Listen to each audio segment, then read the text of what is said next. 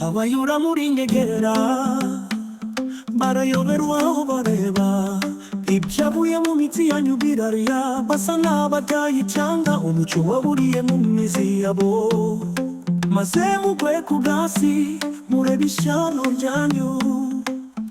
Agowe uwuze afatana igihanga zamumena impyiko, ndakubwira tuzakirwe na mbuga n'ukuri. Agowe uwuze afatana igihanga zamumena impyiko, mbabazwa.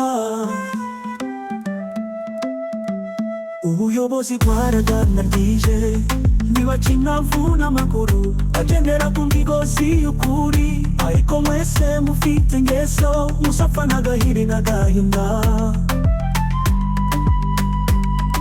Iyo mugize dukiza bose n'amakuba azashira mu byaro, nyabuna nicyo gihe cyo guhinduka. Wowe uwuze afatana igihanga zamumena impyiko, ndakubwira tuzakirwe na mbuga n'ukuri. Agowe uwuze afatana igihanga zamumena impyiko, mbabazwa.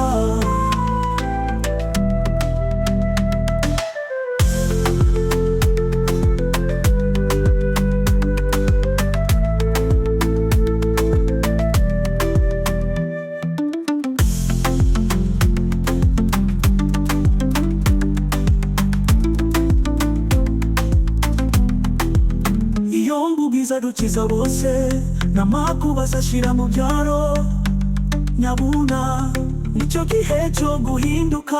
Wowe uwuze afatana igihanga zamumena impyiko, ndakubwira tuzakirwe na mbuga n'ukuri. Wowe uwuze afatana igihanga zamumena impyiko, mbabazwa.